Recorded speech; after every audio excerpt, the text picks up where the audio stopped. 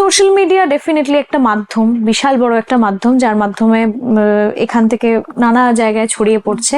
Is that enough for you? মানে আর কোনোভাবে মানে কি করে সম্ভব? দেখো না, এনাফ কোনোদিনই কোনোটাই এনাফ হয় না অবশ্যই। সেই ক্ষেত্রে যখন কাজ করি না, কিভাবে ব্র্যান্ডিং করব বা কিভাবে আরো কিছু করব সেটা অতটা ভাবার সময় হয়ে ওঠে না মাঝে মধ্যেই, কিন্তু কাজ কিভাবে ভালো করব সেটাই সবসময় ভাবতে থাকি আর কি। না আজকে এটা করলাম, তাহলে আমি সবসময় না নিজের সঙ্গে নিজের কম্পিটিশন রাখি, আর কারোর সঙ্গে আমার কোনো কম্পিটিশন নেই। আমি কাউকে কখনো ভাবি না যে কম্পিটিটর, কারণ নিজের কাজটাই যদি নিজে ভালো না করতে পারি বা এই বছর যেটা করলাম সামনের বছর আরেকটু আপগ্রেড না করতে পারি, তাহলে কোথাও গিয়ে আমি ভালো করছি না আর কি, সেটা হয়ে যাবে। সেই করতে করতে না মানে পিয়ার বলো বা যে কোনো সোশ্যাল মিডিয়া, যেখানে এখানে যাওয়া ওখানে যাওয়া সেখানে যাওয়া হয়ে ওঠে না।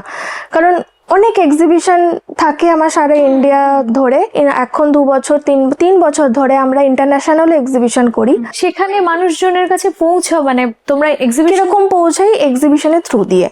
মানে মানুষ জানতে পারে কি করে? পারে আমার যেটা social media page, Instagram page, সেখান থেকেই সবাই জানতে পারে। এবং তারপরে ধরো যারা কিনছেন, যে ক্লায়েন্টরা কিনছেন, যারা পড়ছেন, তারা যেখানে যাচ্ছে সেখানে মাউথ টু মাউথ যে স্প্রেড হচ্ছে, তো সেইখান থেকে জানতে পারছে। মানে ধর আজকে তুমি পড়লে, তুমি একটা জায়গায় গেলে, তুমি বললে যে এটা আমি সাঁইতির শাড়ি পরেছি, তো এইভাবে আরো স্প্রেড। এবং এরকম একটা কেউ পিস পড়লে সবার আগে আমার এরকম চাই, এরকম তো মনে হয় এরকম। হ্যাঁ হ্যাঁ হ্যাঁ। নতুন নতুন মজার আড্ডার জন্য সাবস্ক্রাইব করুন লেটস টক উইথ মেঘলা।